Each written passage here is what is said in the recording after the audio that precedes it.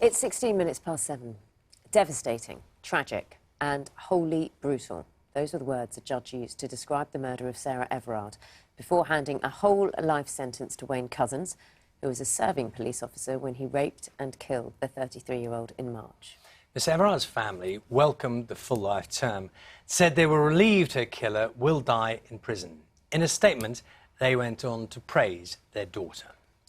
She was a beautiful young woman in looks and character, and our lives are the poorer without her. We remember all the lovely things about Sarah, her compassion and kindness, her intelligence, her strong social conscience. But we especially like to remember her laughing and dancing and enjoying life. We hold her safe in our hearts.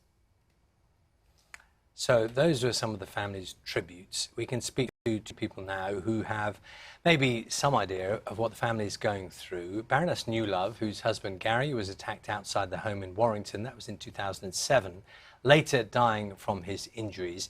We can also speak to Nick Gazzard, whose 20-year-old daughter Hollie was stabbed to death by her ex-boyfriend at the hairdressers where she worked, and that was in 2014. Helen and Nick, thank you so much for speaking to us today. And do you know, my starting point to say to you both first is that I never think you should not say I'm sorry for your loss. And in the circumstances of both of your losses, I think it is never a wrong thing to say that. And I think, Nick, if I can start with you, one of the things that people have been amazed by, and we were hearing the tributes there, the family's tributes to Sarah Everard, but they have been amazed, Nick, that in court, her family were able to stand up and say directly to her killer words, literally in that place and time. And I know that you're someone who knows what that is like. Can you just tell us a little bit about that experience and possibly how over time that dreadful moment in time maybe has helped you a little?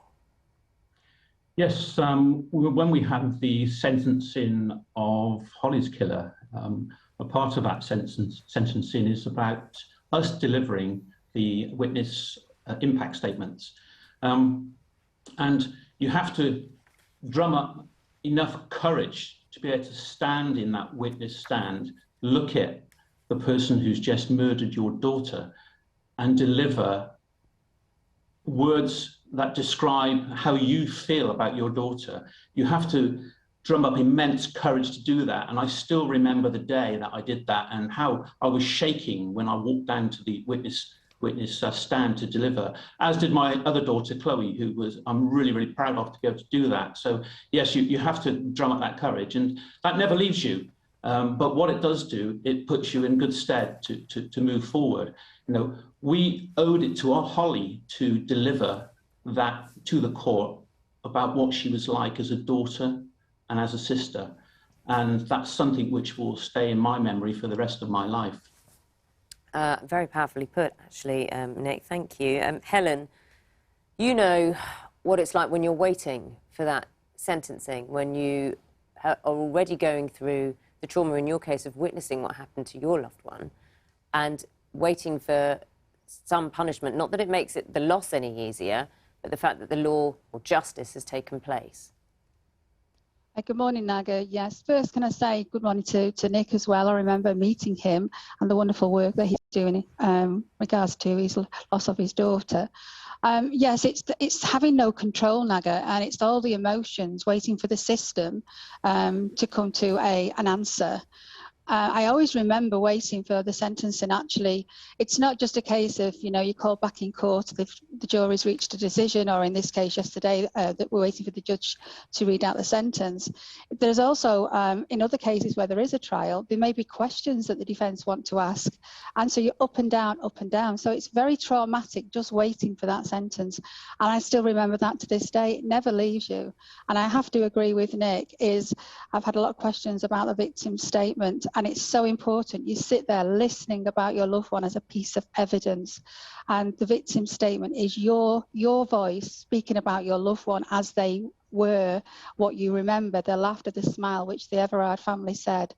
And it's so important that you do that for your loved one. Helen, when you did your victim statement, was it for because you hear about victim statement, you can almost kind of hear it as in how the person who's being accused recognises what they have done. Is that what's important, or is it almost for you to be able to say, to almost say out loud in a public, you know, in court, this is the effect this has had on my life? I think it's both, to be perfectly honest. It's, you know, this is the person that you've taken away from the family, in our case from our 3 young daughters who witnessed every kick and punch, but also the fact of that, as I say, it's very clinical in a trial. It's all very matter of fact. But actually, your loved one is, you know, full of love, full of laughter. Yes, I used to say Gary wasn't the Pope and I wasn't Mother Teresa, but it's absolutely important. And you feel inside that you know, you've sat for silent. You know, even in the Everard case for 2 days, you cannot say anything. So it's very important to get all them emotions out, to say this is the huge impact that actually doesn't finish when the trial ends. It begins when the trial goes away. And as I keep saying, when you go home, the loneliest place for everybody is, you know, when you shut that door, because the loss of a loved one, then actually reality really sets in, and it's the loneliest and saddest place to begin another journey that you thought you'd never ever have to do. And Nick, can I ask you, no people who have not been through what you and Helen have been through can understand that part of it. The bit a lot of people can understand is the feelings many people are having at the moment about trust in the police, for example, but how to stay safe.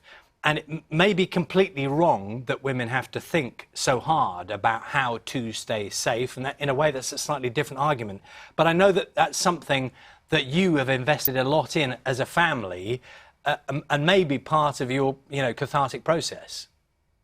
Yeah, absolutely. You know, a few weeks after Hollie was murdered, you know, I thought, well, how can I turn this into something really positive? And we set up the Hollie Gazzard Trust, and a part of that trust is to help prevent these things happening to other individuals, other Hollies, and stop parents like ourselves going through this, as we do on a daily basis. So in setting up that trust, a part of that was prevention. And we have a tool called Hollie Guard, which is a personal safety app, which you can download to any smartphone. And that has a lot of functionality on it, and it enables you to send an alert to someone who you want to know if you are potentially in trouble. So, you know, we shouldn't need to do this, but we have to, because, you know, many people fear walking outside their front door, particularly women and girls, and that's something that we will continue to campaign for and provide, because we want to keep people safe. Helen, can I ask you, there's a lot of discussion now about victims and how they're treated, and we are going to be speaking to a government minister shortly in sort of a few minutes' time about this and other things. Is progress being made? Because there are times when things like this happen now, and there have been a number of incidents involving women particularly, and it's as if no progress has been made in many, many years. How do you see that? I think that we are, you know, we're talking about victims, but the progress is, I feel that the criminal justice system is definitely not fit for purpose. We've seen the high rate of rape cases, 94% not being charged, not being prosecuted. And if we look at the trial waiting list, it's 2 years. And now is the time, no more consultations. We need a victims law. We need legal rights so that victims are respected, so that victims are treated from the very beginning like offenders, with rights, legal rights, and treated with humanity, decency and respect.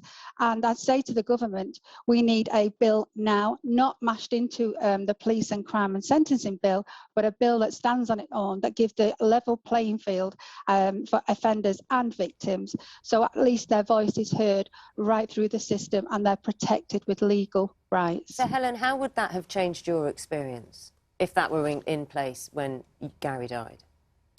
Well, I had fantastic family liaison officers. They did a lot above and beyond their role. But if they had to pick, you know, information, you had nobody to speak for you, because unfortunately, even today, victims think the prosecutor is for them and the prosecutor is for the Crown. There's nobody for the victim. So you're grabbing information, you're hoping the information is correct. You're the last to hear. And if you're not a national case, there's many cases that we don't hear of who I've met across all the years I've done as Victims Commissioner and still do the work, that unfortunately there's no right. It's persuasive guidance. The Victims Code that I've worked really hard on and I've fought really well for championing for the legal rights, they will say it's a right. If you look at the code, they highlight right to, but it is not a legal right. And law professionals will not look at that in a lawful form. They will look at it as persuasive guidance. I've spoken to the Law Society, the Bar Council. So the time now has come. Stop it. Mean what you say on the tin. Stop window dressing and give legal rights to victims. They deserve the respect and the dignity and feel part of the system. Nick, can you pick up on some of those thoughts for us? Because clearly people will understood from what you've said already, you want to do something practical, which you have with the app about safety. But do you want to pick up on those themes about victims? Because far be it from me to put words into government ministers, but we're speaking to Kit Malthouse in a few minutes' time, and sometimes what happens is they say, well, yes, we'll review, we'll look at, we'll start an inquiry to decide whether or not. Those are the phrases that often come out in these circumstances. Have you got a direct message for government, for those who are in charge of crime and policing today, given what you know and what other people have witnessed? Yes, I concur with what Helen says around the officers that we had, our family liaison officers. They were fantastic, and they really brought us through the early part of after Hollie's death. And they were our communication link with the outside world. If we didn't have those, then we'd be swimming in a sea. But they only had their own experience to go on. We were getting told of court hearings, etc., by the media, not through the right channels. So, you know, there wasn't that support there apart from those two officers. And I think something needs to be done to make that support available to victims and their families following a homicide. So I think Helen's absolutely right. We need to look at this, and this needs to be top of the government's list. You know, violence against women and girls needs to be top of that agenda, and those that are left behind need that support to be able to carry on with their lives. Nick, thank you so much for speaking to us today. Nick Gazzard, father of Hollie Gazzard, and Baroness Helen Newlove. Thank you both very much for your time this morning. Much appreciated. Thank you. Thank you.